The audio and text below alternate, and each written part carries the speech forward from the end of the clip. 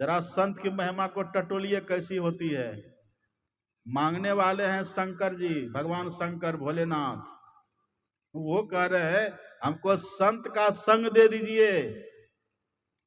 और देने वाले भगवान राम, वो कह रहे एव मस्तु जाइए। न तो राम भगवान कह रहे जब मैं मिल ही गया तो आप फिर आगे क्या मांग रहे हैं। नहीं कह रहे हैं, क्योंकि परमात्मा का दर्शन जब भी होगा ना तो संत के संग से होगा। अब परमात्मा कैसे है परमात्मा कैसे? यह है भगवान शंकर, यह है राम अर्थात विष्णु भगवान। अब परमात्मा कैसे है? कोटि है विष्णु जहाँ कोटि शिव खड़े हैं, अब कोटि ब्रह्मा तहाँ कथे बानी। कोटि देवी जहाँ खड़ी है चेड़िया, कोटि फन सहस्ना मरम जानी। कोटि आकाश पाताल फिर कोटि है, कोटि ब्रह्मांड सो कोटि ज्ञानी। दास पलटू कहे बड़े दरबार में, इंद्र है कोटि तहाँ भरे पानी। परमात्मा के दरबार में करोड़ों ब्रह्मा, करोड़ों विष्णु और करोड़ों शंकर वहां सेवा करते हैं। वो परमात्मा है। उस परमात्मा का दर्शन जब भी होगा संत के संग से होता है। इसलिए शंकर भगवान कहते कि हे राम, हे मेरे प्रभु, आप उस संत का संग हमको मिले, ये वरदान दे दीजिए।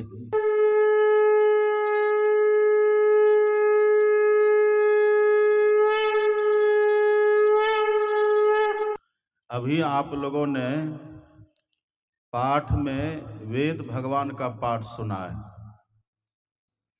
वेद का पाठ हम लोगों ने क्यों सुना? वेद का पाठ सुनने का कारण क्या है? सबसे पहली बात तो ये जान लीजिए, हम लोग सबके सब वैदिक सनातन धर्मावलंबी हैं। हम मनुष्य हैं, लेकिन हम मनुष्यों को जीने का ढंग वेद से मिलता है, इसलिए हम लोग वैदिक हैं। और जिससे हमको जीने का ढंग मिलता है, उस ग्रंथ को, उस ज्ञान को हम नहीं सुने और नहीं समझें तो हम ठीक से जी पाएंगे? नहीं जी पाएंगे। वेद का पाठ अभी हम लोगों ने सुना, और आप जानते हैं ना, अपने यहाँ बहुत भगवान हुए और अपने यहाँ अवतार भी बहुत भगवानों का हुआ है। जितने अवतार हुए हैं, जितने भगवान हैं, सभी अवतारों में, भगवानों में आप पढ़िएगा श्री कृष्ण भगवान के लिए भागवत के 3 स्कंद में आप पढ़िएगा। महर्षि वेदव्यास लिखते हैं, एते चांस कलह पुंसः कृष्णस्तु भगवान स्वयं। वेदव्यास जी ने लिखा, और तो अवतार है, और सब जो है ना अवतार है। वराह भगवान है, कच्छप भगवान है, नृसिंह भगवान है, परशुराम भगवान है, अजित भगवान है, हरि भगवान है। ये सब तो अवतार है। पर वेदव्यास जी कहते हैं भगवान श्री कृष्ण स्वयं भगवान है, ये अवतारी है। आप सोचिए कृष्ण भगवान कैसे है। उसी कृष्ण भगवान की वाणी है श्रीमद् भगवद गीता। वेद भले सबों के घरों में ना हो, लेकिन गीता तो लगभग सबके घर में होती है। गीता तो लगभग सब पढ़ते भी हैं। यदि संस्कृत का श्लोक नहीं पढ़ पाते हैं तो कम से कम उसका हिंदी अनुवाद तो सब कोई पढ़ते हैं। ये जान रहे ना, सबके घर में गीता होती है। उसी गीता में भगवान श्री कृष्ण का वचन पढ़िएगा। भगवान श्री कृष्ण कहते हैं, वेदैश्च सर्वे रहमेव वेद्यो वेदांत कृद्वेद विदेव चाहम।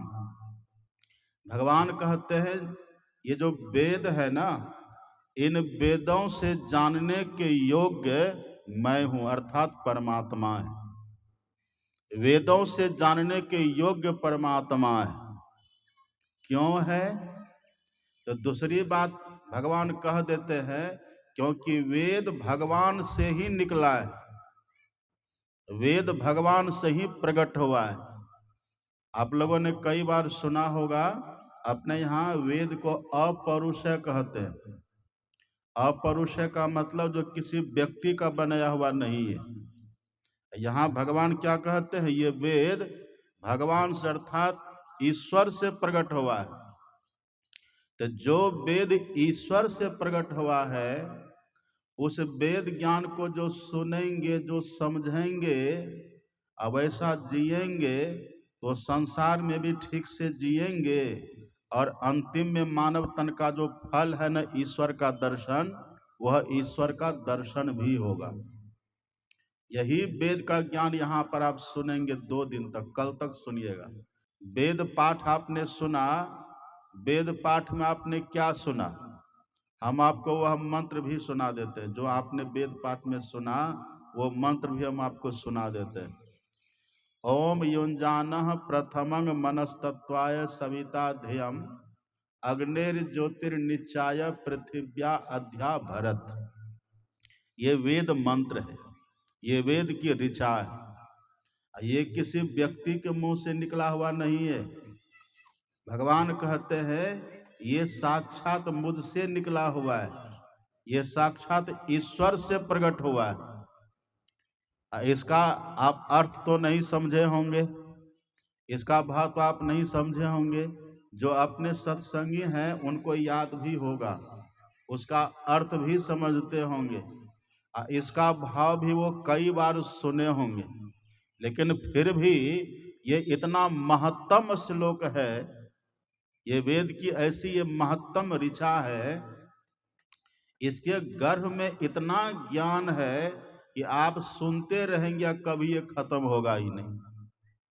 ऐसा अद्भुत ज्ञान है इसमें भरा हुआ। इसका अर्थ आपने क्या सुना? वेद भगवान उपदेश करते हैं कि हे मनुष्यों, जगत प्रसव करता ईश्वर का तत्व ज्ञान प्राप्त करने के लिए मानस योग, बुद्धि योग, मानस योग और अग्नि की ज्योतियों का योग करना चाहिए। आपने पाठ में सुना ना, ये लोग पढ़ करके सुन करके इतने समझते हैं कि वेद भगवान कहते हैं कि परमात्मा का ज्ञान प्राप्त करने के लिए, परमात्मा का ज्ञान प्राप्त करने के लिए लोग बुद्धि योग करे, मानस योग करे, अग्नि की ज्योति का योग करे, लोग यही समझते हैं। लेकिन देखिए इसमें 4 शब्द है, बहुत ध्यान से सुनिएगा। वेद भगवान कहते हे मनुष्यों, जगत प्रसव करता ईश्वर का तत्व ज्ञान। इसका मतलब क्या हुआ? जगत प्रसव करता ईश्वर, जगत प्रसव करता ईश्वर, इसका एक अर्थ चलो सीधा कह देते हैं परमात्मा। परमात्मा का तत्व ज्ञान यदि पाना चाहते हैं तो ये सब करिए। लेकिन जब इसका विश्लेषण करिएगा, जब इसकी व्याख्या करिएगा, जब इसके भाव में प्रवेश करिएगा, इनके गंभीर अर्थों को, तात्पर्यों को समझिएगा, तब पता चलेगा। ये जो 4 शब्द है ना, चारों जो शब्द है, एक बात सुनिए, अभी जो काम कर रहे हैं लोग, अभी काम रोक दीजिए, सत्संग के बाद ये सब काम करेंगे, कह दीजिए उसको, और दूर जाके रहे। सत्संग बहुत शांति की चीज है, बहुत। जरा सा दिमाग इधर उधर हिला कि बस हम कहेंगे कुछ, समझ लीजिएगा कुछ। और आप जानते हैं ना, श्रोता वक्ता का तारतम्य होना चाहिए, एकदम तारतम्य होना चाहिए।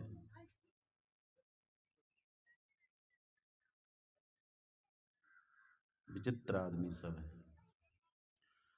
क्या कह रहे थे हम, क्या कह रहे थे? एक बात देखिए, नेताओं का जो भाषण होता है ना, वो तो पर्ची बना करके आते हैं, पुर्जा लेकर के आते हैं, अब पुर्जा पढ़ करके वो चले जाते हैं, और सब वो लोग पैसा पर लाते हैं श्रोता, जानते हैं ना, पैसा दे दे करके तब लाते हैं।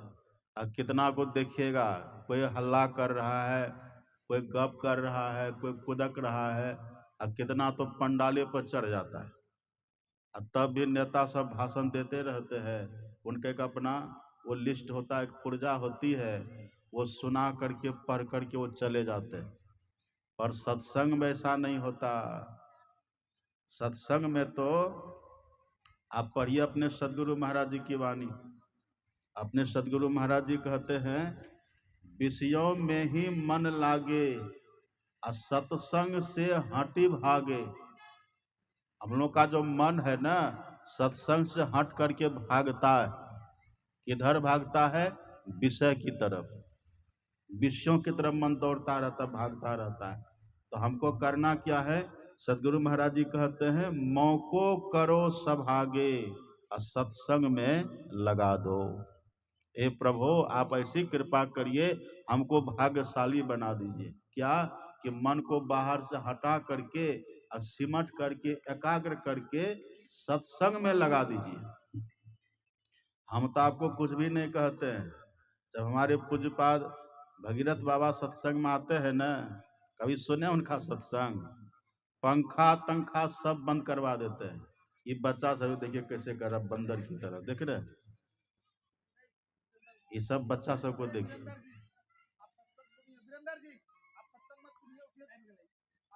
तब पूज्यपाद को देखिएगा, पंखा तक भी बंद करवा देते हैं। अब खुद वो पसीना से लथपथ रहते, बोलते रहते हैं। सत्संग की कितनी महिमा है देखिए। जरा सा ध्यान भटका। एक जगह तो सत्संग हो रहा था और दो बूढ़ी सुन रही थी सत्संग। बाद में आई थी, बाद में आई, अब डिस्टर्ब करके व्यवधान करके सबको बीच में जाके बैठी, और थोड़ी देर बैठे फिर उठ करके चल दिया। उधर जब गई तो लोगों ने पूछा कहाँ गई थी? कहा गए थे सत्संग में। तो सुने? कहा हाँ सुने। क्या सुने? तो बाबा कह रहे थे दिल्ली में कुत्ता बीमार है। यही कह रहे थे, दिल्ली में कुत्ता बीमार है। कहा चलो तो बाबा से पूछते हैं। अब 4-5 युवक सब मिले, गए बाबा के पास। ए बाबा, आप क्या कह रहे थे? दिल्ली में कुत्ता बीमार है। बाबा ने कहा कि नहीं, ऐसा हम क्यों कहेंगे दिल्ली में कुत्ता बीमार? ये कोई बोलने का विषय है? ये कोई सुनने समझने का ये कोई ढंग विषय है? ये हमेशा नहीं कह रहे थे। जो दो बूढ़ी थी ना, जो गई थी उठ करके बीच में, वो भी साथ आई थी। दोनों बुढ़िया कहती है कि आप बाबा होके झूठ बोलते हैं, गेरुआ कपड़ा पहन लिए हैं तब झूठ बोलते हैं। हम अपने कान से सुने आप बोल रहे थे कि दिल्ली में कुत्ता बीमार है। अब तो बाबा बेचारा पेंच में पड़ गए, हम तो ऐसा बोले नहीं हैं। ये बूढ़ी माता जी कह रहे कि हम अपने कान से सुने हैं। आखिर बात क्या है? तब बाबा अपने बोले हुए वचनों का ख्याल जब करने लगे, ख्याल करते करते तब ख्याल हुआ, करे हमने ये थोड़े कहा था कि दिल्ली में कुत्ता बीमार है, हम तो ये कह रहे थे दिल्ली में कुतुब मीनार है। हम कहे थे दिल्ली में कुतुब मीनार है, अब बूढ़ी माता सुन लिया दिल्ली में कुत्ता बीमार है। देखिए, इसलिए सत्संग में बड़ी शांति। आप जिसको अंग्रेजी में कहते हैं इंग्लिश गांव है ना, ये इंग्लिश में एक आपने पढ़ा होगा ना, पिन ड्रॉप साइलेंट। मतलब सुई भी गिरे तो पता न चले, इतनी शांति का माहौल चाहिए सत्संग में। और एक बात आप जानते हैं, हनुमान जी को, सुग्रीव को राम का दर्शन कहाँ हुआ था? सुग्रीव किष्किंधा का राजा था ना, बना ना बाद में। पहले किष्किंधा का राजा था बाली, अब बाद में वहां का राजा बने हैं सुग्रीव। तो सुग्रीव को भगवान का दर्शन पहली बार कहाँ हुआ है? यदि आपसे कोई पूछे कि सुग्रीव को पहली बार भगवान का दर्शन कहाँ हुआ तो क्या कहिएगा? एक पहाड़ पर हुआ था, जिस पहाड़ का नाम था ऋष्यमुख पर्वत। ऋष्यमुख पर्वत पर दर्शन हुआ है। अब कथाएं जो होती है ना, कथाओं में तात्पर्य रहता है। ऋष्यमुख पर्वत पर सुग्रीव को राम का दर्शन क्यों हुआ? कारण क्या था? ऋष्यमुख पर्वत का अर्थ होता है जहां पर सब ऋषि मौन होकर के रहते हैं। जिस पर्वत पर, उसका जो शाब्दिक अर्थ है, जिस पर्वत पर सब मौन होकर के रहे, उसी का नाम है ऋष्य मुख। मुख मतलब मौन। जहां पर सभी ऋषि, ऋषि का मतलब क्या, जो रिसर्च करने वाले, जो ईश्वर दर्शन का प्रयास करने वाले हैं, ऐसे जो ऋषि मुनि लोग हैं, जहां पर सब मौन होकर के रहे, उसी पर्वत का नाम है ऋष्यमुख पर्वत। और उसी पर्वत पर सुग्रीव को हनुमान जी का दर्शन, ये राम भगवान का दर्शन हुआ है। ये ऋष्यमुख पर्वत वास्तव में है क्या? इसी संतों के संग को, सत्संग को ही ऋष्यमुख पर्वत कहा गया है। अब सत्संग का देखिए नियम क्या है। सत्संग का नियम है कि जितने श्रोता बैठे हों, सब मौन व्रत लेकर के रहे, सब मुक होकर के रहे, मौन होकर के रहे। अब मौन होकर के रहे, एक जो वक्ता हो वो बोले, अब बाकी सब मौन होकर के रहे। ये जब स्थिति आती है ना, तब हो जाता है ऋष्यमुख पर्वत। उसी पर्वत पर तब दर्शन है। मतलब कहने का, जो बड़ी श्रद्धा से, प्रेम से सत्संग को सुनेंगे वही समझेंगे, और जो समझेंगे वही करेंगे, और जो करेंगे वही पाएंगे। ये सूत्र मेरी नहीं है, ये सूत्र मेरा नहीं है। आप पढ़िए, गोस्वामी तुलसीदास जी महाराज कहते हैं, सुनी समुझहि जन मुदित मन, मज्जहि अति अनुराग, लहहि चारि फल अछत तनु, साधु समाज प्रयाग। सत्संग वचन को सुन करके प्रसन्नता से, प्रसन्नता पूर्वक, प्रसन्न मन से सत्संग को सुने, और सुन करके समझे, और समझ करके निधिध्यासन करे, अर्थात अभ्यास करे। फल क्या होगा? गोस्वामी तुलसीदास जी कहते, लहहि चार फल, उसको चार फल मिलेगा। कब? मरने के बाद नहीं। अछत तनु, अछत तनु का मतलब होता है जीते जी, मतलब मरने के पहले चार फल मिलेगा। कौन सब चारों फल मिलेगा? अर्थ, धर्म, काम और मोक्ष। देखिए कितना बड़ा फल है।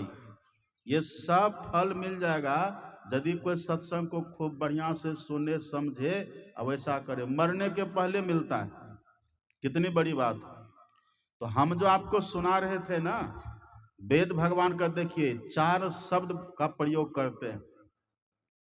जगत प्रसव करता ईश्वर, इसका अर्थ लोग सीधा ले लेते हैं परमात्मा, वह भी अर्थ है, लेकिन जब इसकी व्याख्या करेंगे तब, इसको जब खोल करके समझेंगे तब, इस पर जब प्रवचन होगा तब, इसमें चारों शब्द अलग अलग हो जाएगा। जगत भी अलग हो जाएगा, प्रसव भी अलग हो जाएगा, कर्ता भी अलग हो जाएगा, और ईश्वर भी अलग हो जाएगा। जगत मतलब संसार, जगत का अर्थ होता है संसार। हम संसार में जीते हैं ना, हम संसार में जीते हैं, हम संसार में जन्म लेते हैं, हम संसार में बहुत तरह का काम धंधा करते, रोजगार, बिजनेस, व्यापार करते हैं, हम संसार में पढ़ते लिखते हैं, बहुत कुछ करते हैं। अंततोगत्वा हम मर भी जाते हैं। ये संसार वास्तव में क्या है, इस संसार के हकीकत का भी पता आपको वास्तव में इसी सत्संग में चलेगा। ये जगत, संसार को बनाया है किसने? प्रसव, प्रसव का अर्थ क्या होता है? जन्म देना। तो संसार बनता है कैसे? अभी देखिए ना, रोज प्रातः काल सूर्योदय होता है और सायंकाल में सूर्यास्त हो जाता है, फिर रात्रि में देखिए चंद्रोदय होता है, फिर उसका अस्त भी होता है। तारे देखिए कितने टिमटिमाते हैं, नक्षत्र देखिए, निहारिकाओं को देखिए आकाश में। फिर हवाएं चलती है ना, हवाएं चलती है, धरती है, अंबर है, पहाड़ है, पेड़ है, ये सब क्या है? पशु है, पक्षी है, ये सब क्या है? ये सूर्य कैसे बन गया, चंद्रमा कैसे बन गया, ये समुद्र धरती पर कैसे बन गया, ये 8 बड़े बड़े पहाड़ धरती पर कैसे हो गए? अष्ट कुलाचल सप्त समुद्रा, 7 समुद्र से धरती पर कैसे बन गया? 8 बड़े बड़े पहाड़ है धरती पर, वो कैसे बन गया? ये सब भी ज्ञान, ये सब भी विवेक सत्संग के माध्यम से होता है। आप भूगोल में जो पढ़ते हैं ना, एक आप चौपाई पढ़िएगा रामचरितमानस में, गोस्वामी तुलसीदास जी लिखते हैं, गोस्वामी तुलसीदास जी लिखते हैं, गिरी सुमेरु उत्तर दिशि दूरी, पढ़े हैं ना, नील शैल एक सुंदर भूरी। उत्तर दिशा में एक सुमेरु पहाड़ है, सुमेरु पर्वत है, और सुमेरु पर्वत के ऊपर में नील पर्वत है, तेही पर एक एक बिटप विशाला, बट पीपर पाकरी रसाला, तासो कनक में शिखर सुहाए। नीलगिरी पर्वत का 4 शिखर है, चारों कैसा? स्वर्णमय, स्वर्णमय शिखर, स्वर्णमयी चोटी है 4। स्वर्णमयी चोटी पर अर्थात सोने के चोटी पर, सोने के शिखर पर 4 पेड़ लगा हुआ है। आप पढ़ लीजिए भूगोल, कहीं नहीं मिलेगा आपको। भूगोल पढ़ते पढ़ते, भूगोल में खोजते खोजते हार जाइएगा, थक जाइएगा, कहीं नहीं मिलेगा। इसीलिए ये सब का खुलासा, ये सब वास्तव में है क्या? ये सब वेद भगवान कहते हैं, यदि इसको भी आप ठीक से जानना चाहते हैं ना, तो इसके लिए भी किसी संत के पास आपको जाना पड़ेगा। और संत की दृष्टि कैसी होती है? आप भूगोल पढ़ लीजिएगा न, तो आपके पास जो ज्ञान की दृष्टि होगी, अब ज्ञान की दृष्टि से कह दीजिएगा फलानी जगह फलाना है, फलानी जगह फलाना है, आप कह दीजिएगा। ये आपको पढ़ने लिखने से, श्रवण मनन करने से थोड़ा सा जो अकल, थोड़ा सा जो विवेक होगा ना, जो ज्ञान थोड़ा सा होगा, उसके आधार पर आप कह दीजिएगा। पर आपको पता है, संत महापुरुष प्रत्यक्ष में देख करके तब बोलते हैं। संत जो बोलते हैं ना, वो देख करके बोलते हैं। हम लोग कैसे बोलते हैं? हम लोग 3 पर्दा के भीतर में रह करके बोलते हैं। और संत महात्मा कैसे बोलते हैं? पर्दा को हटा करके और तब देख करके बोलते हैं। अब आप ही कहिए, पर्दा के भीतर में रहने वाला ठीक ठीक बोलेगा कि पर्दा को हटा करके देख करके बोलने वाला ठीक ठीक बोलेगा? कौन बोलेगा? हटा करके ना बोलेगा। हटाने वाला कौन होता है? अब पढ़िए पलटू दास जी महाराज की वाणी। संत पलटू साहब कहते हैं, अनुभव प्रकाश भया जिसको, तिसही की बात प्रमाण है जी। अंदर के सब खुली गए पट, पट मतलब पर्दा, अंदर के सब खुली गए पट मतलब अंदर में जितने पर्दे हैं, वो सब पर्दा जिनका खुल गया है, पक्का उसी का ज्ञान है, जो उसी का पक्का ज्ञान है, वही है अनुभव ज्ञान। तो सब पर्दा क्या है? अब गोस्वामी तुलसीदास जी भी लिखते हैं, यहाँ तक पलटू साहब कहते हैं, अंदर के सब खुली गए पट।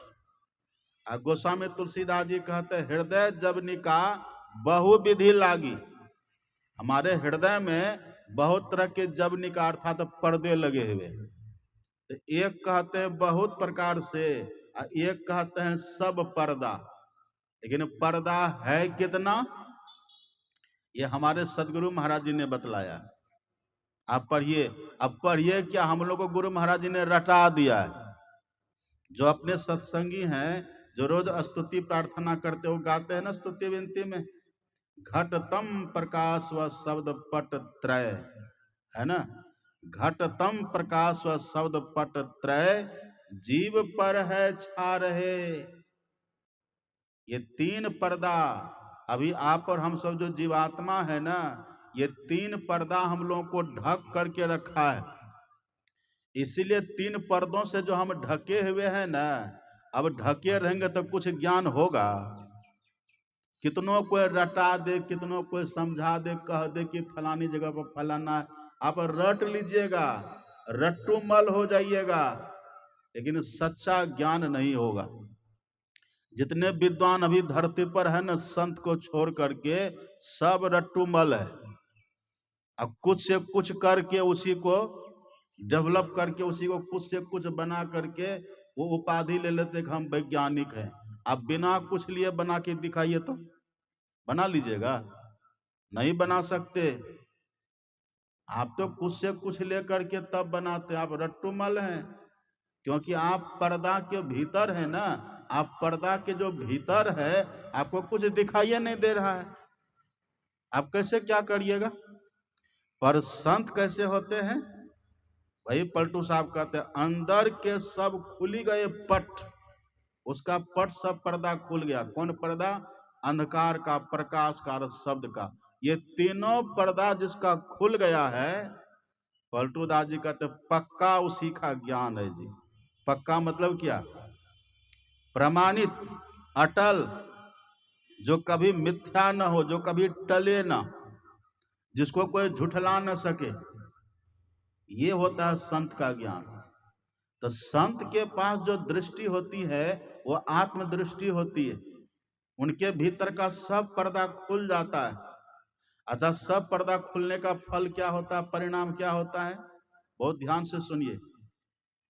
सब पर्दा हटने का, तीनों पर्दा हटने का फल क्या है? रोज हम लोग पाठ करते हैं, हम लोग को सदगुरु महाराज जी ने रटा दिया, रोज हम सब पाठ करते हैं। इनके हटे, इनके हटे, किनके हटे? तीनों पर्दा। इनके हटे माया हटेगी। अब फल क्या होगा? प्रभु से होगी एकता। मतलब आप प्रभु से, परमात्मा से मिल करके एक हो जाइएगा। ये दुनिया बनी है किससे? ये दुनिया कैसे बनी है, किससे बनी है? आप पढ़िए भागवत में। भागवत में वेदव्यास जी कहते परमात्मा एक ही एक थे पहले, ईश्वर एक ही एक थे पहले, वही एक ही ईश्वर अनेक रूपों में बन गए। इसलिए वेद भगवान ने सूत्र दिया, एको हम बहुश्याम, मतलब मैं एक हूं अनेक हो जाऊं। इसी को संत महापुरुष क्या कहते हैं?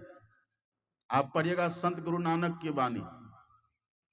संत गुरु नानक साहब कहते हैं, संत गुरु नानक साहब कहते हैं, मोबाइल को बंद करके रखिए माता जी, नहीं तो छीन लेंगे। मोबाइल तो आज सब बंद करके रखिए सत्संग में। एक जगह हम देखे प्रवचन कर रहे, बीचे में किसी का फोन आ गया, ऐसे तिलमिला करके भागा। बिरहनी काटा कभी? बिरहनी बिरहनी काटने पर जैसे व्यक्ति तिलमिलाता है ना, फोन आने पर वैसे तिलमिला करके भागा। देखिए कितना डिस्टर्ब करता है। सत्संग में इस पर्दा में जब घुसिए ना पंडाल में, तो पहले ही उधर या तो साइलेंट मोड में कर दीजिए या तो उसको स्विच ऑफ कर लीजिए। बात करेंगे बाद में, क्या लगा कुछ हो जाएगा थोड़े ना। बढ़िया से सुनिए, क्या कह रहे थे हम उधर, क्या कह रहे थे?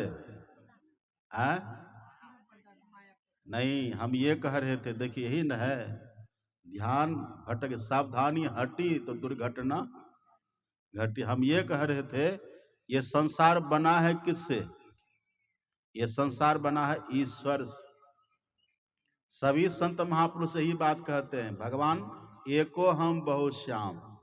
ईश्वर कहते मैं एक हूं अनेक हो जाऊं। इसी को संतवाणी में आप पढ़िएगा।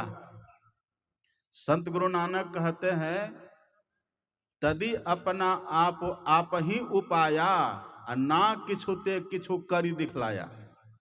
परमात्मा ने नहीं कुछ से, मतलब बिना कुछ के सब कुछ बना करके दिखा दिया। पहले कुछ नहीं था, लेकिन ईश्वर परमात्मा ने बिना कुछ के सब कुछ बना दिए। तो कैसे बन गए? बोले परमात्मा ही सब कुछ बन गए। अब जब परमात्मा ही सब कुछ बने हैं संसार में, और जो परमात्मा को ही जान लिया तो उससे कुछ छुपा रहेगा? कुछ छुपा रहेगा? अरे जो जो पानी को पहचानता है वो बर्फ को नहीं जानेगा, जानेगा कि नहीं? और जिसने कभी पानी देखा ही नहीं है उसके हाथ में दे दीजिए बर्फ, और वो कहेगा भाई साहब बड़ी जोर की प्यास लगे, थोड़ा सा पानी दीजिए ना। लेकिन जो पानी को जानता, वो कहता अरे पानी तो आपके हाथ में है कि नहीं? ये जो आपके हाथ में है पानी है, वो कहते नहीं तो बर्फ है। अरे पानी, बर्फ का मूल रूप पानी ही है। आप इसको थोड़ा धूप में रखिए ना, देखिए पानी बन जाएगा, कहेगा कि नहीं? इसी तरह से जो ईश्वर को जान लिए, परमात्मा को जान लिए, तो परमात्मा को जानने वाले को कुछ भी जानना बाकी नहीं रहता। वो सब कुछ जान जाता है, उनको सब कुछ मालूम हो जाता है, उनसे कुछ भी छुपा हुआ नहीं रहता है, क्योंकि परमात्मा ही ना सब कुछ बने हैं। क्यों? क्योंकि वो बेपर्द हो गए, वो बिना पर्दा के परमात्मा को देख लिए है, इसलिए वो सब कुछ जानते हैं। लेकिन हम लोग अभी कैसे हैं? पर्दा के भीतर में हैं, इसलिए कुछ नहीं जानते हैं। मुखिया जी कैसे हैं? मुखिया जी भी पर्दा के भीतर में, इसलिए मुखिया जी भी कुछ नहीं जानते हैं। डीएम साहब कैसे हैं? वो भी पर्दा के भीतर है, वो भी कुछ नहीं जानते। सीएम साहब कैसे हैं? पर्दा के भीतर है। पीएम कैसे है? सब पर्दा के भीतर है। राष्ट्रपति कैसे? सब पर्दा के भीतर है। आप ये दुनिया के मनुष्यों की बात तो छोड़िए छोड़िए, अब आप बुरा मत मानिएगा, देवी देवता भी पर्दा के भीतर ही होते हैं। इसलिए कोई ईश्वर को, परमात्मा को नहीं जानते। जो परमात्मा को जान लेते हैं वही कहलाते हैं संत। उनकी उपाधि होती है संत की।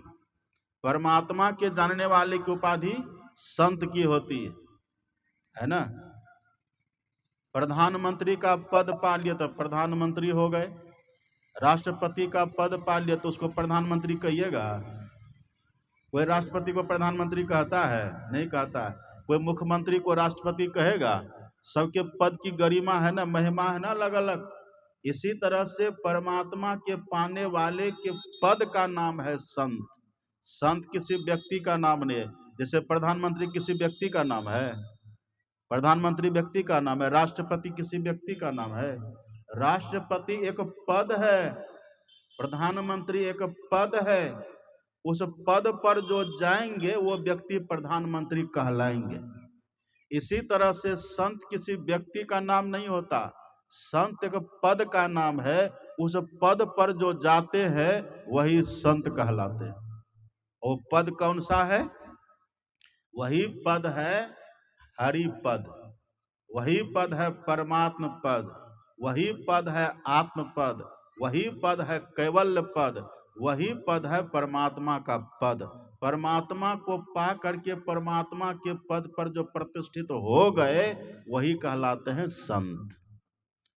अब कल्पना करिए संत की दृष्टि कैसी होती होगी। यहाँ आपने पाठ में क्या सुना? वेद भगवान कहते हैं यदि आप दुनिया को भी ठीक ठीक जानना चाहते, संसार को भी ठीक ठीक जानना चाहते हैं ना, आप संत के पास जाइए। इसीलिए आप सुने होइएगा, जो प्राचीन काल का नियम था, जो प्राचीन काल की परंपरा थी ना, अब तो कम है, पर पहले के समय में जितने राजा महाराजा लोग होते थे उन सब के सब, सभी राजा महाराजा के पास एक गुरु हुआ करते थे, उनको कहते थे राजगुरु। जानते हैं ना, राजगुरु या कुल गुरु। दशरथ जी राजा थे ना, दशरथ जी राजा थे, पर दशरथ जी राज कैसे करते थे? बिना गुरु वशिष्ठ से पूछे कुछ भी नहीं करते थे वो। और जब भरत राजा बन रहे थे तब राम ने कहा था कि भरत भैया जाओ, राजकोषपुर परिवारो आ गुरुपद रज ही लागे छड़ भारो।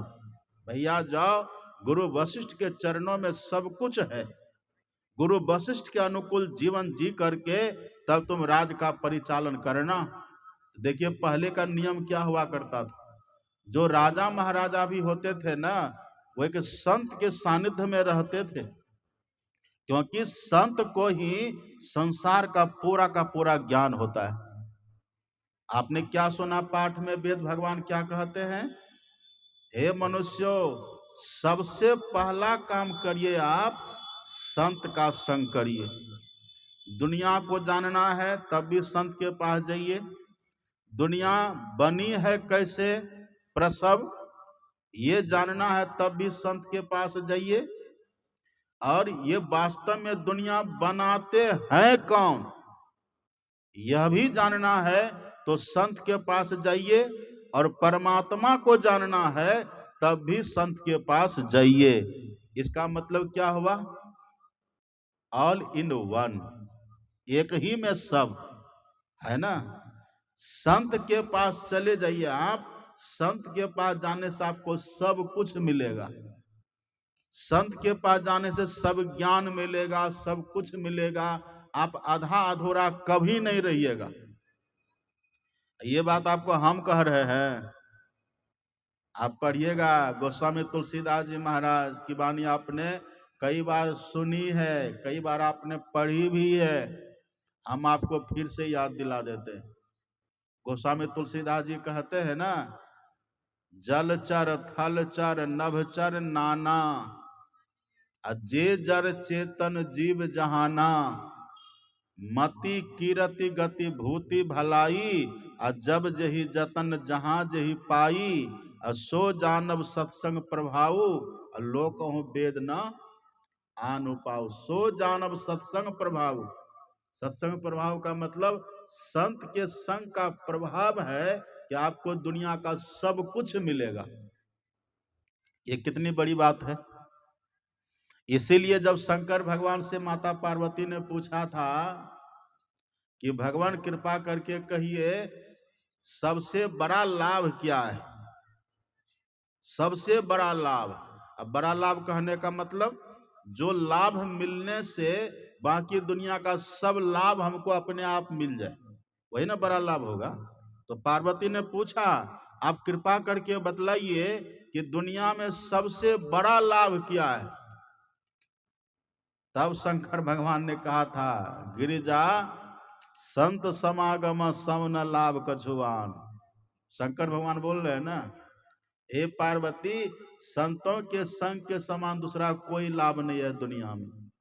अभी देखिए इंग्लिश गांव में कोई खेतों में काम कर रहे होंगे, कोई मार्केट चले गए होंगे, कोई घरों में काम कर रहे होंगे, सब काम कर रहे हैं ना, क्यों? प्रॉफिट के लिए। लेकिन 2 दिन जो यहाँ सत्संग हो रहा है, यदि वो सत्संग की महिमा को जानते, चलिए सत्संग की महिमा को नहीं भी जानते, कम से कम भगवान शंकर को तो जानते ना। भगवान शंकर को तो खैनी खोका भी जानता है, जानते हैं कि नहीं? भगवान शंकर को तो ऐसा कोई है जो नहीं जानते हैं? चोर चिल्लर हो वह भी भगवान शंकर को मानता है। चोर भी चोरी करने के लिए जाता था, पहले कह देता जय भोलेनाथ। जानते हैं ना, भगवान शंकर एक ऐसे देवता है जिनको सब कोई मानते हैं। शराब पीने वाला है तो वह भी पहले कहेगा बोल बम अकम्बे दुनिया खाए हम। शराब पीने वाला भी शराब पीता है, न दम लगाता है, न भांग गांजा पीने वाला भी दम लगाता है तो पहले कहा जाता बोल बम, तब दम लगाता। मतलब भगवान शंकर एक ऐसे भगवान है जिसको सब मानते हैं। तो चलिए आप सत्संग को नहीं मानिए, भगवान शंकर को तो मानते होइएगा। यदि भगवान शंकर को भी ठीक ठीक मानते तो सत्संग में आए बिना रहते। शंकर भगवान से माता पार्वती ने पूछा कि भगवान कहिए ये दुनिया में सबसे बड़ा लाभ की बात क्या है। तब भगवान शंकर ने कहा था कि देवी, गिरिजा संत समागम सम न लाभ कछुआन। हे पार्वती, संतों के संग के समान दूसरा कोई लाभ नहीं है। देखिए भगवान शंकर मतलब इसीलिए कहते हैं संत का कोई संग करे ना, उनको सब लाभ, सब ज्ञान, सब कुछ हो जाता है। इसलिए वेद भगवान कहते सबसे पहला काम करिए क्या? संतों का संग करिए। एक बात आप देखिएगा, और थोड़ा हम गंभीर बात आपको सुनाएंगे। हो सकता है कितने को दुख भी हो, लेकिन दुख मानिएगा नहीं। कोई जिज्ञासा होगी तो हमसे पूछ लीजिएगा, तब दुख ऐसे मत मान लीजिएगा। हम जो आपको सुनाएंगे ना, संतवाणी के आधार पर सुनाएंगे, और वो सुनाएंगे जो शायद यहाँ के लोग कभी सुने भी नहीं होंगे, क्योंकि सत्संग कम होता है ना, और 2 ही सत्संगी है यहाँ। हो सकता है आपको थोड़ा झटका लगे, हो सकता है थोड़ा आपको दुख भी हो, तो दुखी मत होइएगा, उसका जिज्ञासा का समाधान कर लीजिएगा। एक बात आप देखिए, वेद भगवान कहते हैं कि हे मनुष्यों, यदि आप परमात्मा का बोध चाहते हैं तो सबसे पहले संत का संग करिए। कह रहे हैं ना, सबसे पहले संत का संग करिए। ये कहने का भाव क्या है? संत के संग में गए बिना कोई सोचे परमात्मा मिले संभव है संभव? अच्छा, आप एक भी उदाहरण हमको दे सकते हैं? एक भी उदाहरण आप हमको बतलाइए कि भगवान श्री राम ने किसी को परमात्मा का दर्शन कराया। कोई प्रमाण दे सकते हैं? है प्रमाण किन्हीं के पास? पढ़े लिखे बहुत लोग हैं। राम भगवान ने किसी को परमात्मा का दर्शन कराया है कहीं लिखा हुआ? कृष्ण भगवान ने किन्हीं को परमात्मा का दर्शन कराया है कहीं लिखा हुआ? आपको आश्चर्य होगा, जब राम भगवान खुद जाते हैं माता सबरी के यहाँ, तो सबरी से भगवान ने क्या कहा? हे सबरी सुनो, मैं आपको नवधा भक्ति की बात बताता हूं। नवधा भक्ति में भगवान ने पहली बात क्या कही? प्रथम भगति संतन कर संगा। वहां हम रहते, ऐसे इतना हमारा पुण्य नहीं है कि रहते, यदि हम रहते हम कहते कि भगवान जब आपका दर्शन हमको हो ही रहा है तो संत के पास जाना कोई जरूरी है? लेकिन जरूरी है। परमात्मा का दर्शन संत के सिवा कोई करा ही नहीं सकते। एकदम इस बात को नोट कर लीजिए। परमात्मा का दर्शन यदि राम भगवान कराते न, तो राम भगवान कह देते अब तो हम आ गए ना, चिंता मत करो। और आपको आश्चर्य यह भी होगा कि राम भगवान तो बाद में आए हैं, अब माता सबरी परमात्मा का दर्शन पहले कर लिया है। किनकी कृपा से? गुरु मतंग की कृपा से। राम भगवान तो आए हैं बाद में, दर्शन पहले। पर मनुष्यों को कैसे ईश्वर का दर्शन होगा, ये सूत्र भगवान दे रहे, ये फॉर्मूला भगवान दे रहे हैं। अब गणित पढ़ते ना, गणित में सूत्र होता है ना, किसी हिसाब को, किसी जो गणित के उसको सॉल्व करना होता है तो वहां पर सूत्र दिया रहता है। इस सूत्र के आधार पर उसको बच्चे सॉल्व करते हैं ना, गणित के हिसाब को आप जानते हैं ना। वही एक हिसाब उसका बेस होता, मूल आधार होता है ना। उसी तरह से भगवान एक सूत्र दे रहे हैं। यदि आप ईश्वर का दर्शन करना चाहते हैं तो इसके लिए आपको संत का संग करना ही पड़ेगा। क्या हो गया?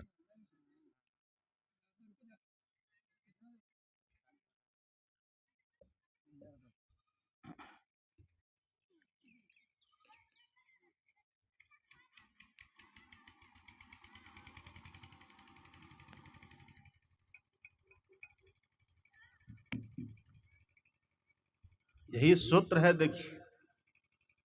इसलिए राम भगवान कहते प्रथम भगति संतन कर संगा। इतना तो कह दे कि संत का संग करो, लेकिन वहीं पर राम रुक नहीं गए। राम भगवान ने क्लियर कर दिया, सातम सम वही मैं जग देखा, मौतें अधिक संत कर लेखा। ए सबरी, तुम संत को मुझसे ज्यादा समझना, क्योंकि जब तक संत नहीं मिलेंगे ना, परमात्मा का दर्शन होगा ही नहीं। आज तक एक भी ऐसा उदाहरण नहीं है। संतों ने परमात्मा से मिलाया, इसका बहुत उदाहरण है। और की बात तो आप छोड़िए, मीरा का नाम सुने हैं कि नहीं? मीराबाई का नाम, माता मीरा। मीरा शब्द भी कितना बढ़िया है। मीरा शब्द तो पहले से था, लेकिन उस मेवाड़ की उस भक्तिन का जब नाम पड़ा है मीरा, तब से मीरा शब्द भी शुद्ध हो गया। लेकिन मीरा, माता मीरा, मीरा कहती है, मीरा के प्रभु गिरधर नागर, सतगुरु दई बताए। सतगुरु मतलब क्या? संत सतगुरु। मीरा कहती है, मीरा के प्रभु गिरधर नागर, सतगुरु दई बताए, जुगन जुगन की बिछड़ी मीरा, घर में लीनी लाए। किनकी कृपा से? रविदास की कृपा से, संत रविदास की कृपा से मीरा कहती है कि मुझे मिला, अपना घर मिला। अपना घर का मतलब क्या? निज घर में निज प्रभु को पावे, अति हुल सावे ना। अपना घर का मतलब क्या? प्रभु का घर, परमात्मा का घर, परम धाम वही तो है। मीरा देखिए कहती है, निज घर में निज प्रभु को पावे, अति हुल सावे ना। अपने सदगुरु महाराज जी कहते हैं, तो अपने घर मीरा कहती है हमको रविदास की कृपा से, ईश्वर का दर्शन हमको रविदास की कृपा से हो गया। और सूरदास जी महाराज की वाणी पढ़िएगा। सूरदास जी तो खोल करके कह देते, गुरु बिनु ऐसी कौन करे। चैलेंज है उनका, ये काम संत सदगुरु के बिना कौन कर सकता है बताओ? माला तिलक मनोहर बाना, लय सिर छत्र धरे, भव सागर से बूरत राखे, दीपक हाथ धरे। है ना, इस तरह से संत सदगुरु के बिना ये काम दूसरा कोई कर ही नहीं सकते। इसलिए ये बहुत, जिनको भी आज तक ईश्वर मिले हैं ना, संत सदगुरु के माध्यम से ही मिले, उनके बिना मिले ही नहीं किन्हीं को। ईश्वर जब भी मिलेंगे तो संत की कृपा से ही मिलेंगे। आपको आश्चर्य, देखिए यहाँ तो राम भगवान माता सबरी से इतना कह दिए केवल कि सातम समोहि में जग देखा, मोते संत अधिक करी लेखा। ये रामचरितमानस की बात है ना। एक और संत हुए हैं रामचरितमानस में, आपने नाम सुना होगा, महर्षि भरद्वाज। नाम सुने भरद्वाज मुनि का नाम? हाँ, महर्षि भरद्वाज, वही तीर्थराज प्रयाग में रहते। भरद्वाज मुनि बसहि पयागा, तिनहि राम पद अति अनुरागा, तापस समदम दया निधाना, परमारथ पद परम प्रवीणा। परमारथ पथ परम प्रवीणा। महर्षि भरद्वाज प्रयाग में रहते थे और समदम के निधान थे, महान तपस्वी थे, वहीं रहते थे, विराजते थे। और जब राम भगवान को वनवास हुआ है ना अपने पिताजी के कहने पर, तो महर्षि भरद्वाज के आश्रम में राम भगवान गए। पढ़िएगा रामचरितमानस। और महर्षि भरद्वाज ने राम भगवान का बहुत सम्मान किया है, बहुत उनकी प्रार्थना करी है, स्तुति करी है, आवभगत किया है, अर्घ आदि से उनका पद प्रक्षालन किया है, सब कुछ किया है। राम भगवान थोड़ी देर रहे और फिर रास्ता पूछे हैं किधर से जाएं, तो महर्षि भरद्वाज ने रास्ता बता दिया, इधर से चले जाइए। भगवान चले गए। अब फिर बाद में जब भरत जी आए हैं ननिहाल से अयोध्या, तब फिर भरत जी महाराज भगवान के दर्शन करने के लिए सदल बल, दल बल के सहित भरत जी चले हैं भगवान का दर्शन करने। साथ में माताएं भी हैं, गुरु वशिष्ठ भी है, सबके सब साथ में, सबके सब जा रहे हैं भगवान का दर्शन करने के लिए। तो भरत जी महाराज भी जाकर के रात्रि विश्राम भरद्वाज मुनि के यहाँ ही किए हैं। पढ़िएगा, है ना, जहां राम भगवान ठहरे, जहां राम भगवान रास्ता का पता पूछे, वहीं पर पीछे से भरत जी जाकर के ठहरे। वहां क्या हुआ? रात भर भरत जी रहे हैं, महर्षि भरद्वाज का आश्रम में रात भर रहे। और जब दूसरे दिन भोर हुआ, अब वहां से चले। जब चलने लगे हैं ना, उस समय महर्षि भरद्वाज जाते हैं और हाथ जोड़ करके भरत जी के सामने खड़े हो जाते हैं। आप पढ़िएगा, लिखा है, हम आपको बनावटी बात नहीं कह रहे हैं। यहाँ पर हम जो भी आपको सुनाएंगे ना, सब प्रमाणित बातें, मनगढ़ंत कोई बात नहीं होगी। महर्षि भरद्वाज गए और हाथ जोड़ करके भरत जी के सामने खड़े हो जाते हैं। और तब भरत जी से कहते हैं, सुनहु भरत हम झूठ न कहही, उदासीन तापस बन रहही, सब साधन कर सुफल सुहावा, लखन राम सिय दर्शन पावा। हे भरत जी सुनिए, मैं आपको झूठ नहीं कहता हूं। हे भरत जी सुनिए, मैं आपको झूठ नहीं कहता हूं, क्योंकि मैं तपस्वी हूं, वन में रहता हूं, क्यों झूठ बोलूंगा। तापस समदम दया निधाना, ऐसे है भरद्वाज। परमारथ पथ परम प्रवीणा, ऐसे भरद्वाज जी। वो भरद्वाज जी कह रहे कि हे भरत जी सुनिए, मैं झूठ नहीं कहता हूं। कहिए। भरत जी ने कहा, कहिए महाराज क्या कहते हैं। भरद्वाज मुनि ने कहा, सब साधन कर सुफल सुहावा। सब साधन, जितनी तरह की साधनाएं हैं ना संसार में, साधना, साधन का मतलब क्या, माध्यम, साधन, माध्यम, साधन अथवा व्यवस्था, पुण्य पाने की व्यवस्था, पुण्य करने की व्यवस्था, अथवा ईश्वर के पास जाने का माध्यम, ईश्वर पाने की व्यवस्था, जो भी है। महर्षि भरद्वाज कहते हैं, सब साधन कर सुफल सुहावा, लखन राम सिय दर्शन पावा। हे भरत जी, सभी साधनों का सुंदर फल है कि राम लखन और सीता का दर्शन हो। वो मुझको हुआ। बहुत ध्यान से सुनिएगा, बहुत बड़ी बात है ये, बहुत बड़ी बात है। जो बात अगर दुनिया में जहां तहां बोलिएगा तो लोग आपको आदर सम्मान भी नहीं करेंगे। जो अज्ञानी व्यक्ति है ना, जो कर्मकांडी व्यक्ति हैं, जो बहिर्मुखी व्यक्ति हैं, जो बाहरी पूजा पाठ को परमात्मा के दर्शन का साधन मानते हैं, वो आपका सम्मान भी नहीं करेंगे। लेकिन ये ज्ञान होना अति आवश्यक है। देखिए संत की महिमा कितनी है। भरद्वाज जी कहते, सब साधन कर सुफल सुहावा, लखन राम सिय दर्शन पावा। अब देखिए, तेही फल कर फल, तेही फल कर फल, तेही फल कर फल का मतलब क्या हुआ, राम दर्शन रूपी फल का फल। क्या फल है, तेही फल कर फल दरस तुम्हारा। हे भरत जी, सभी साधनों का फल है राम लक्ष्मण सीता का दर्शन, और राम लक्ष्मण सीता के दर्शन का फल है आपका दर्शन। समझ रहे हैं बात। अब भरत जी हैं कौन, भरत जी हैं कौन, भरत जी हैं संत। कौन है भरत जी, भरत जी संत हैं। एक प्रतीक है, भरत जी है संत।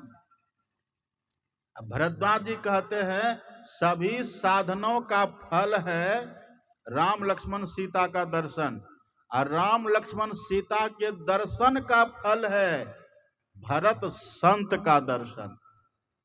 अब वहां राम क्या कह रहे थे, सातम सम वही में जग देखा मौते अधिक।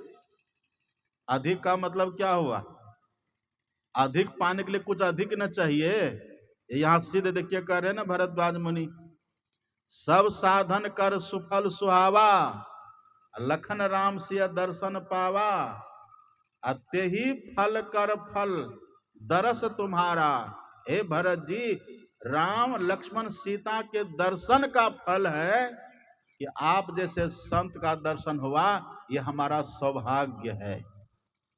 केवल हमारा ही सौभाग्य नहीं है, ये पूरे प्रयागवासी का सौभाग्य है कि आपका दर्शन हो रहा है।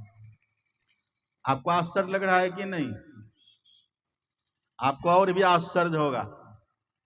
आप पढ़िएगा, यहाँ तक राम भगवान अपने से उपदेश कर रहे थे माता सबरी को कि प्रथम भगति संतन कर संगा। आप पढ़िएगा, शंकर भगवान ने तपस्या करी है।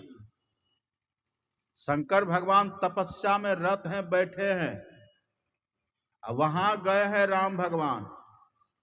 और आप ये भी पढ़िएगा, राम भगवान के इष्ट कौन है? शंकर भगवान। और शंकर भगवान के इष्ट कौन है? राम भगवान। जानते हैं ना, राम के इष्ट हैं शंकर और शंकर के इष्ट है राम। ये सबको जानते हैं ना। शंकर भगवान ने तपस्या करी, वहां राम भगवान गए और शंकर भगवान के सामने राम भगवान प्रकट हो गए। जब प्रकट हुए तो शंकर भगवान ने दर्शन किया, आह्लादित हुए, प्रमुदित हुए, प्रसन्न हुए, साष्टांग हो गए राम भगवान के सामने। तब राम भगवान कहते हैं कि हे भोलेनाथ, कहिए आप चाहते क्या है? आप जो मांगिएगा वो हम सब कुछ आपको देंगे। आज कहिए क्या चाहते हैं आप? वरदान मांग लीजिए। किन से कह रहे हैं?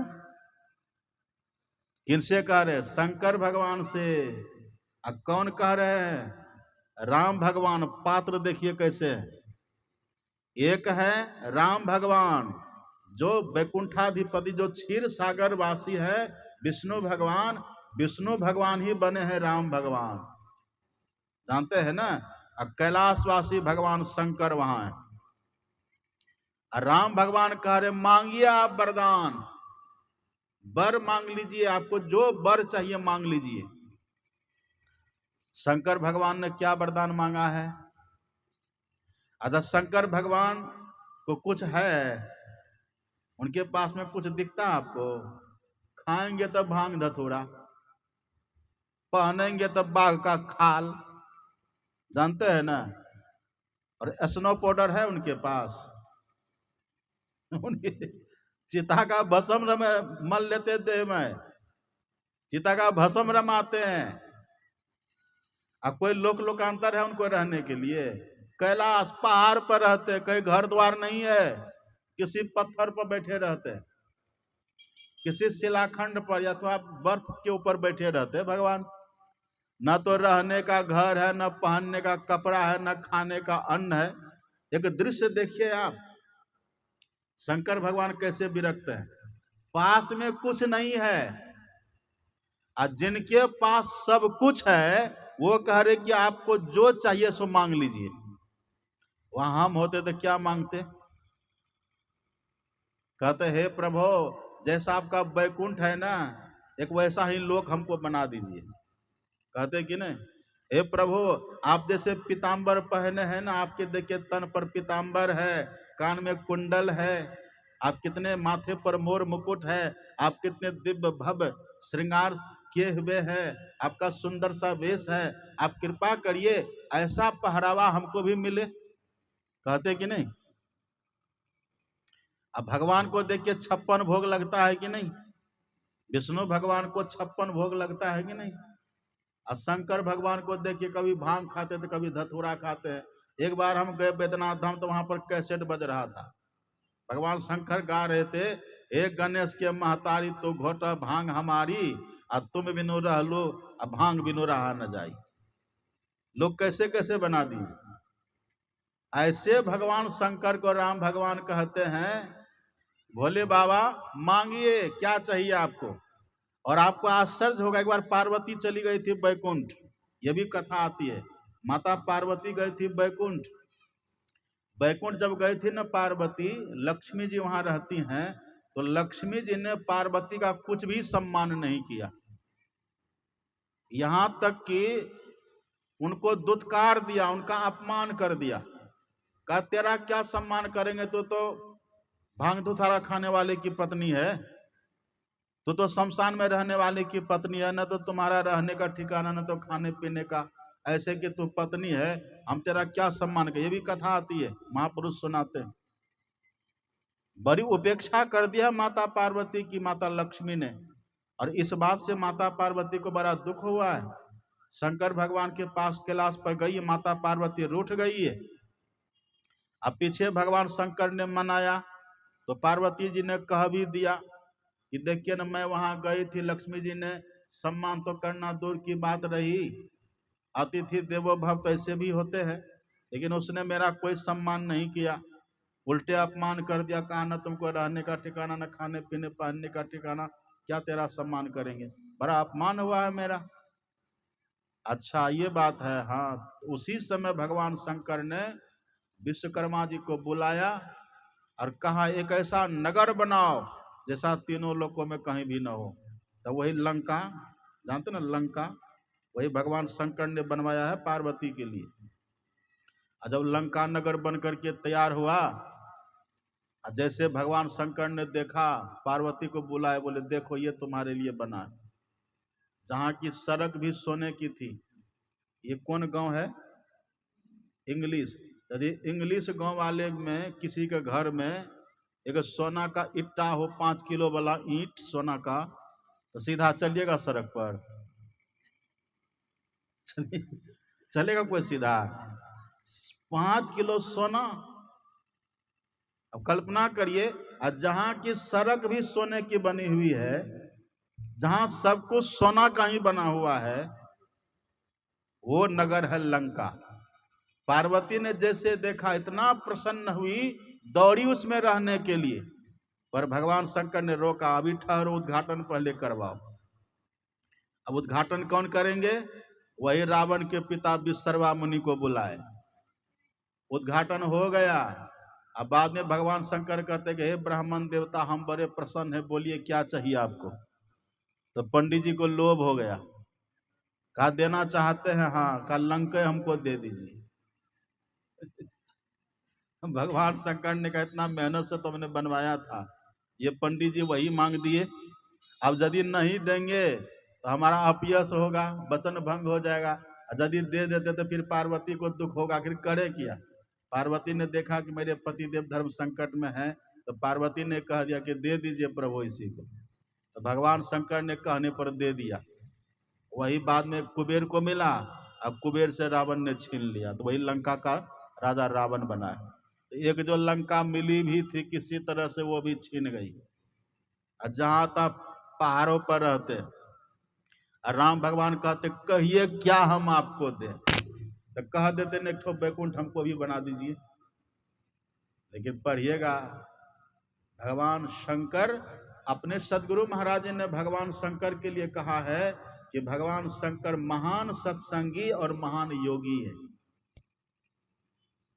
और भगवान शंकर, आप पढ़िएगा, जो भी पुराण पढ़ लीजिए, जो भी ग्रंथ पढ़ लीजिए, भगवान शंकर प्राय आपको वक्ता के रूप में मिलेंगे।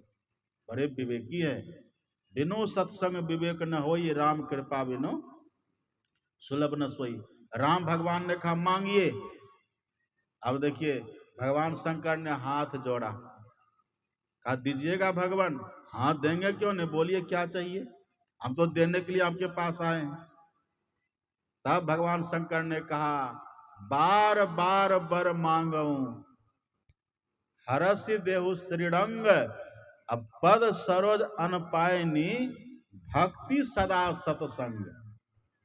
हे प्रभु, बस मैं एक ही वरदान आपसे मांगता हूं कि आप कृपा करके हमको सत्संग अर्थात संत का संग कर दे दीजिए। कौन मांग रहे हैं? जरा संत की महिमा को टटोलिए, कैसी होती है। मांगने वाले हैं शंकर जी, भगवान शंकर भोलेनाथ। वो कह रहे हैं हमको संत का संग दे दीजिए। और देने वाले भगवान राम, वो कह रहे एव मस्तु जाइए। न तो राम भगवान कह रहे जब मैं मिल ही गया तो आप फिर आगे क्या मांग रहे हैं? नहीं कह रहे हैं, क्योंकि परमात्मा का दर्शन जब भी होगा ना, तो संत के संग से होगा। अब परमात्मा कैसे है परमात्मा कैसे? यह है भगवान शंकर, यह है राम अर्थात विष्णु भगवान। अब परमात्मा कैसे है? कोटि है विष्णु जहां कोटि शिव खड़े हैं, अब कोटि ब्रह्मा तहां कथे बानी। कोटि देवी जहां खड़ी है चेड़िया, कोटि फन सहसना मरम जानी। कोटि आकाश पाताल फिर कोटि है, कोटि ब्रह्मांड सो कोटि ज्ञानी। दास पलटू कहे बड़े दरबार में, इंद्र है कोटि तहां भरे पानी। परमात्मा के दरबार में करोड़ों ब्रह्मा, करोड़ों विष्णु और करोड़ों शंकर वहां सेवा करते हैं। वो परमात्मा है। उस परमात्मा का दर्शन जब भी होगा संत के संग से होता है। इसलिए शंकर भगवान कहते कि हे राम, हे मेरे प्रभु, आप उस संत का संग हमको मिले, ये वरदान दे दीजिए। कितनी बड़ी बात है, देखिए संत की कितनी महिमा है। तभी तो वेद भगवान कहते कि हे मनुष्यों, यदि आप ईश्वर का दर्शन करना चाहते हैं तो सबसे पहला काम करिए, संत का संग करिए, संत के पास जाइए। संत अगर चाह लेंगे ना, संत दयाल दया जो करई, कोटि भेद जीव निस्तर। अगर संत चाह ले तो करोड़ों करोड़ों जीव का कल्याण क्षण भर में कर सकते हैं। इसलिए संत का संग करिए। आप और भी पढ़िए, भागवत में आप पढ़िएगा। ध्रुव जी का नाम सुने हैं कि नहीं? ध्रुव जी का नाम, ध्रुव जी ने अपनी सौतेली माँ के कहने पर, सौतेली माँ ने कहा ध्रुव तपसाराध्य पुरुषम तस्यवानुग्रहे न में गर्भे तम साध्यात्मानम यदि छस्य नृपासनम। अरे ध्रुव, यदि तू राज सिंहासन चाहता है ना तो जा पहले परमात्मा का तप कर। जब परमात्मा कृपा करेंगे ना तब तुम उनसे मेरी कोख मांग लेना वरदान में। जब तू यहां से जन्म लेगा ना तब तो राज सिंहासन पर बैठ सकता, अभी नहीं। इसी बात से ध्रुव जी को बड़ा कष्ट हुआ। बाद में उनकी माता सुनीति ने कहा कि जा बेटा, तुम्हारी सौतेली माँ ने ठीक कहा, जा तपस्या कर, भजन कर, और जब तुमको भगवान का दर्शन हो जाएगा, भगवान की कृपा हो जाएगी ना, तो ये सिंहासन कौन कहे, तुमको ऐसा सिंहासन मिलेगा जहां से कभी उतरना ही न पड़ेगा। जा। ध्रुव जी गए हैं, मधुबन में गए, जमुना जी के तट पर बट की छांव में बैठ करके ध्रुव जी ने 6 महीना तक भजन किया है। पढ़िएगा। 6 महीना तक कैसे कि पहले महीना में अन्न छोड़ दिए, बेर का फल, अकेत का फल खा करके भजन किए। दूसरा महीना में फल भी छोड़ दिए, पत्ता खा करके तब भजन करने लगे। और तीसरा महीना में पत्ता भी छोड़ दिए, पत्ता भी छोड़ करके अब पानी पी करके तब भजन करने लगे। और चौथा महीना में पानी भी छोड़ दिए, पानी भी छोड़ करके निराहार निर्जल होकर के तब भजन किए। समझिए। और तब जाकर के 6ठा महीना में भगवान का दर्शन हुआ है। भगवान का जब दर्शन हो गया तब भगवान ने कहा कि ध्रुव बेटा, तुमको जिस सिंहासन से उतारा है ना, अब मेरा आशीर्वाद है, जाओ अब उसी सिंहासन पर तुम 36,000 वर्ष तक बैठना। कितना समय? 36,000 वर्ष उस सिंहासन पर बैठ करके तुम राजा बनना, और उसके बाद तुम मेरे लोक में आ जाना। सुन रहे हैं? सुन रहे कि सो रहे हैं? देखिए उनको, क्या बात है, आंख खोल के बैठिए, इधर देखिए, मेरी तरफ सब देखिए। क्या कह रहे थे हम? हाँ, 36,000 वर्ष तक के लिए वही राज तुम करना, और उसके बाद तुम मेरे धाम में आ जाना। उधर तारा है उधर ध्रुव तारा है। ध्रुव जी देखिए, जब भगवान का दर्शन हो गया, अब वरदान भगवान दे दिए, तब ध्रुव जी ने कहा कि भगवान आपने जो दिया सो ठीक है, लेकिन अब मेरी एक इच्छा है। कहा क्या? एक वरदान मुझे और दीजिए। आपको आश्चर्य लगेगा। कहा कहो। और सामने कौन है? कौन खड़े? हरि भगवान। एक बात आप याद रखिएगा, जैसे विष्णु भगवान है ना, विष्णु भगवान की माँ का नाम है वैकुंठा देवी। पढ़िएगा। और ध्रुव जी को जो दर्शन दिए हैं उनकी माँ का नाम है हरिणी, अब पिता का नाम है हरिमेधा ऋषि। हरिमेधा ऋषि की पत्नी हरिणी के गर्भ से जो भगवान जो जन्म लिए, जो अवतार लिए हैं, वही भगवान कहलाए हैं हरि भगवान। अवतार है, ये भी एक अवतार है। जैसे राम है ना दशरथ जी के पुत्र, माँ कौशल्या के पुत्र है ना, जैसे राम भगवान दशरथ और कौशल्या के पुत्र हैं, उसी तरह से हरि भगवान हरि मेधा और हरिणी के पुत्र हैं। श्रृंगी ऋषि अलग है, श्रृंगी ऋषि अलग है। हरि मेधा ऋषि की पत्नी हरिणी, हरिणी के उदर से जो बालक का जन्म हुआ है वही है हरि भगवान। वही हरि भगवान ने ध्रुव जी को दर्शन दिया, मतलब भगवान के सगुण साकार रूप का दर्शन हुआ है। जैसे शंकर भगवान को राम भगवान दर्शन दिए जाकर के, ऐसे ही ध्रुव जी को हरि भगवान दर्शन दिए जाकर के।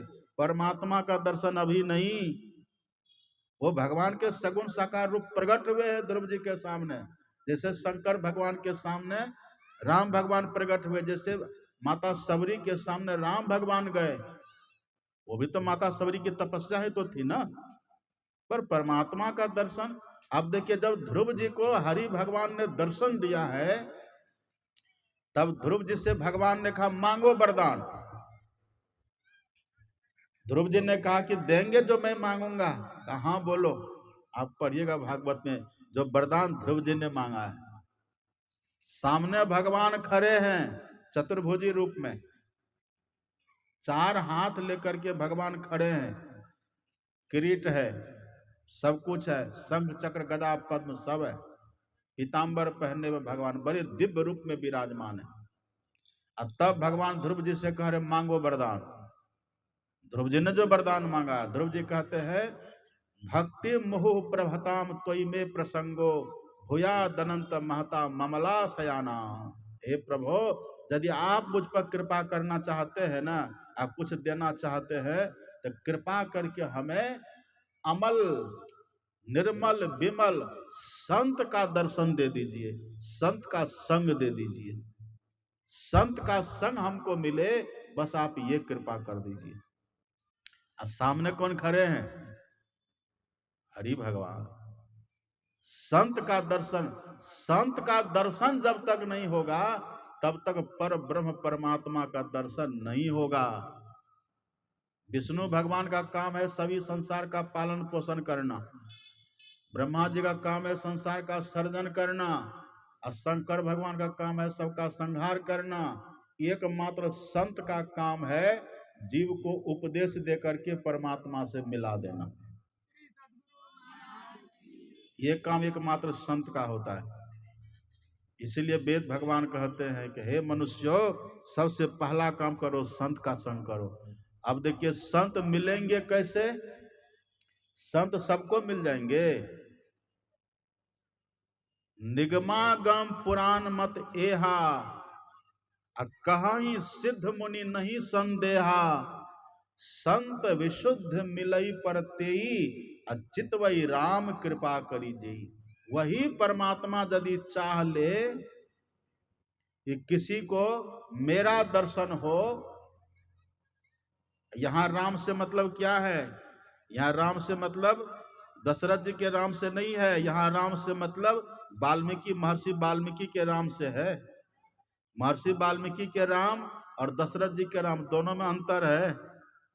दशरथ जी के राम चले गए जंगल, अब महर्षि वाल्मीकि के राम पूछे हो मोही के रहा हूं कहाँ, मैं पूछत सकु चाहूं, जहन हो तह देहू कहे तुम्हें दिखाऊं ठाऊं।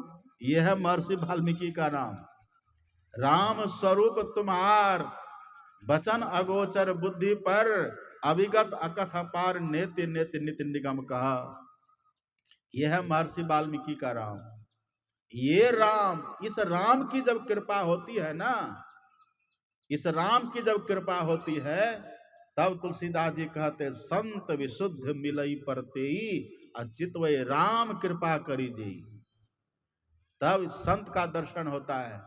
ऐसे देखिए संत का दर्शन तो हम लोग को हो जाता है, पर हम लोग पहचान नहीं पाते हैं।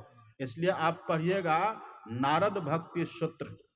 नारद भक्ति सूत्र में नारद जी ने कहा है दुर्लभो गम्यो मोघश्च, 3 शब्द का प्रयोग उन्होंने किया एक सूत्र में। दुर्लभो गम्यो मोघश्च, दुर्लभ का मतलब हुआ नारद जी कहते हैं ऐसे संत जो विशुद्ध संत हैं, जिनके लिए राम भी कहते हैं मोते अधिक संत करी लेखा, जिनके लिए महर्षि भरद्वाज कहते हैं तही दरस कल फल दरस तुम्हारा। वो संत, जिस संत का दर्शन ध्रुव जी चाहते हैं, जिस संत के लिए भगवान शंकर प्रार्थना करते हैं राम से, ऐसे संत जो होते हैं, ऐसे संत सबको नहीं मिलते। ऐसे संत का दर्शन नारद जी कहते दुर्लभ है, बहुत दुर्लभ है। और यदि वो मिल भी गए, अगर उनको हम देख भी लेंगे ना, तो अगम्यो का मतलब उनकी पहचान नहीं कर पाएंगे, उनकी पहचान करना बहुत कठिन हो जाएगा। इसलिए तुलसीदास जी लिख देते हैं, जो कोई कहे साधु को चिन्हा तुलसी हाथ कान पर देना। आप अपने से सोचे कि संत को पहचान लेंगे, नहीं पहचान सकिएगा। विधि हरिहर कवि कोविद बानी, कहत साधु महिमा सकुचानी। ब्रह्मा विष्णु महेश भी ऐसे संत की महिमा कहने में सकुचाते हैं। दादू जाने न कोई संतन की गति कोई, संत की गति, संत की पहचान संत ही करते हैं। इसलिए अगम्यो, नारद जी कहते हैं संत का तो पहले दर्शन दुर्लभ है, यदि दर्शन हो भी जाएगा तो पहचान नहीं कर पाइएगा, अगम्यो। यदि पहचान संत की हो गई, तब नारद जी तीसरी बात कहते हैं अमोघश्च। संत की पहचान जैसे हुई, बस संत की पहचान अमोघ होती है।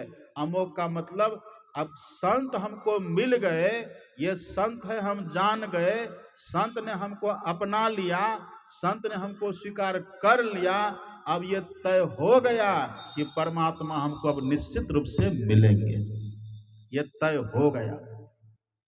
इसलिए नारद जी कहते दुर्लभ हो गम्यो मोघश्च। संत का दर्शन पहले दुर्लभ, मिल जाए तो उनकी पहचान कठिन, अब पहचान यदि हो जाए फिर परमात्मा का मिलना कठिन नहीं होता। राम का मिलना सहज है, और संत का मिलना दूर। अब पलटू संत से मिले बिनु राम से परे न पूर। जब तक संत नहीं मिलेंगे तब तक परमात्मा नहीं मिलेंगे। अब इन सबको कुछ ज्ञान होगा। देखिए अब आरती होने चली है, अब आए इंग्लिशे के न है, बहन जी इंग्लिशे के होंगे, हाँ इंग्लिशे के हैं। अच्छा, अंत भला तो हो भला, अभी भी आगे तो कम बात नहीं है, अभी भी आए तो बहुत बड़ी बात है। लेकिन अपराह्न काल में सब पक्का 3 बजे यहाँ आ जाइएगा। अपराह्न काल में शाम वाला सत्संग में 3 बजे सब आ करके खूब बढ़िया से जमजुट करके बैठ जाइएगा। अभी तो हमने आपको केवल संत की थोड़ी सी महिमा सुनाई है। जब संत की महिमा को सुन करके हृदय में बसा लीजिएगा ना, तब सब संतन की बड़ी बलिहारी कहने में आनंद आएगा। संत कितने महान होते हैं, संत की महत्ता, संत का पद कैसा होता है, ये यदि एक बार खोपड़ी में बैठ जाए ना, फिर बहुत लाभ है। ये भी संत की कृपा से ही होता है। वही ना दुख की बात है, क्लास करवे नहीं करता है। यदि संत की पहचान, ऐसे संत थे हमारे सदगुरु महाराज जी। और संत कभी मरते हैं, संत कभी मरते नहीं हैं। संत केवल देह त्याग करके सब दिन रहते हैं। एक हम कहानी सुना का आपको, सत्संग अभी विश्राम दे देंगे, 10:10 में बस हो जाना चाहिए। अपने सदगुरु महाराज जी का देह त्याग कब हुआ था? सबको जानते हैं, 8/6/1986 ईस्वी, मतलब 8 जून 1986 ईस्वी को सदगुरु महाराज जी का देहावसान हुआ। और जो घटना हम आपको सुना रहे हैं ना, 1 साल बाद की घटना, 1987 ईस्वी की घटना, और वैशाख शुक्ल चतुर्दशी तिथि की घटना।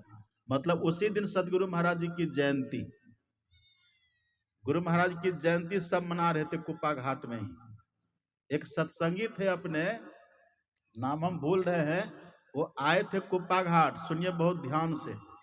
वो कुप्पा घाट आए थे सत्संग करने के लिए।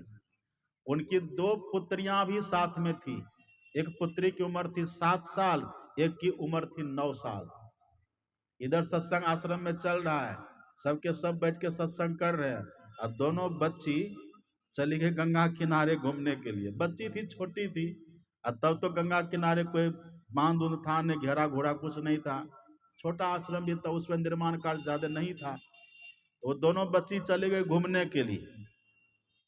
सदगुरु महाराज जी की जयंती, उनके पिताजी सत्संग में बैठे हुए, और दोनों बच्ची चली गई वहां गंगा किनारे घूमने के लिए। तब बच्ची है, पानी में कभी हाथ धोए, कभी पैर छुआवे, कभी कुछ करे, बच्ची तो बच्ची होती है। और धारा तेज, अब तो गंगा जी उधर चली गई है, उत्तर दिशा की तरफ।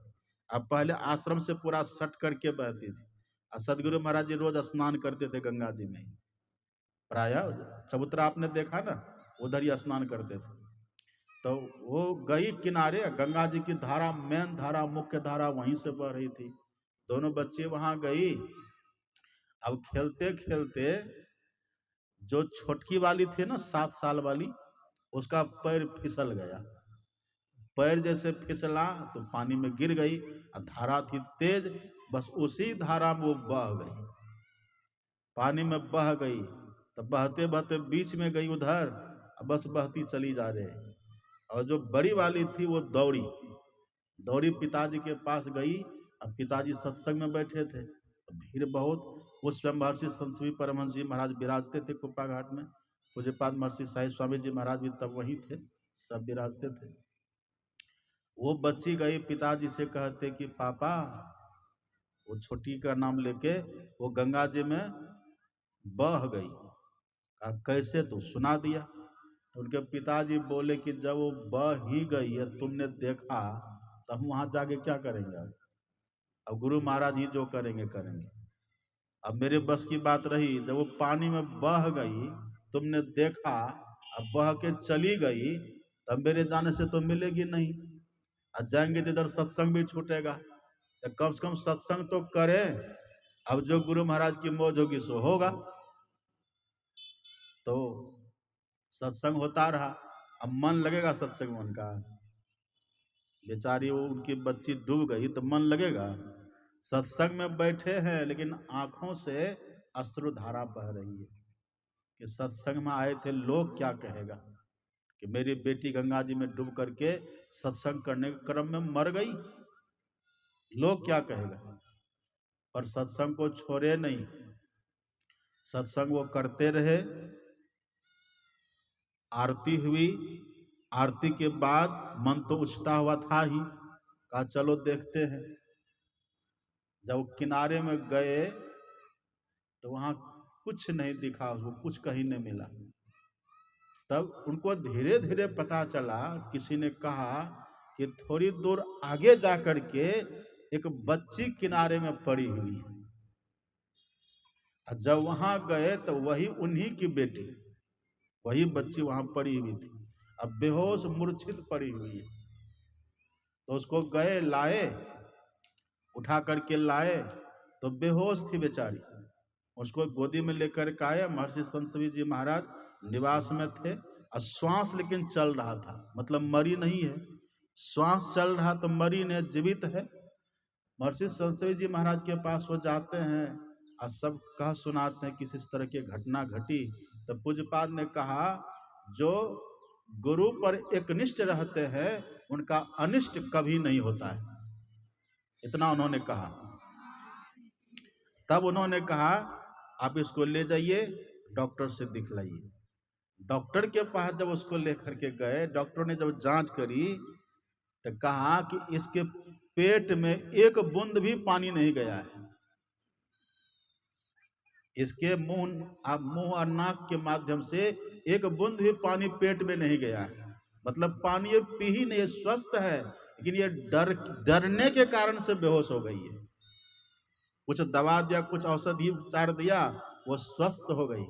और स्वस्थ होने के बाद जब आश्रम उसको लाया, पूछा क्या हुआ था, तब उसने सब कहानी कह सुनाई। कहा कि जब मैं गंगा जी में बह गई ना, तब मेरे मन में हुआ कि पिताजी तो सुनेंगे नहीं मेरी बात, वो तो सत्संग में है, हम गुरु महाराज को पुकारते हैं। तो मैंने डूबते डूबते बहते बहते गुरु महाराज से कहा कि गुरु महाराज हम बह रहे हैं, हमको बचा लीजिए। और जैसे मैंने कहा कि बचा लीजिए, तो गुरु महाराज आ गए और हमको उठा करके पकड़ करके किनारे में रख दिए। उसके बाद क्या हुआ हमको पता नहीं है। वो बेहोश हो गए। देखिए शरीर कब छोड़े हैं? 86 में। घटना कब की है? 87 में। इसीलिए अंग संग हर वक्त रहता, प्रकट हो आता नहीं, होर है हैरान सागिल जल्द दिखलाता नहीं। आप एकनिष्ठ होकर के रहिए, सत्संग ध्यान करिए। जैसे उस बच्ची की रक्षा हुई है ना, ऐसे सबकी रक्षा होगी और खूब बढ़िया से रक्षा होती है। और जो सच्चे सत्संगी वो अनुभव करते होंगे, है ना। ऐसे संत देह त्याग करते, जल भरे कुंभ धरे जल भीतर, बाहर भीतर पानी हो और उलटे कुंभ जल जल ही समय है, तब का कर यह ज्ञानी हो। बस वो केवल देह का त्याग कर देते हैं। अभी जो हम सब यहाँ बैठ करके सत्संग कर रहे हैं ना, सदगुरु महाराज हम सबको देख रहे हैं कि फलाना फलाना फलाना सत्संग में है, अब फलाना फलाना फलाना नहीं है। उनसे कुछ ओझल है, वो सब देख रहे हैं। यही है संत सदगुरु की महिमा।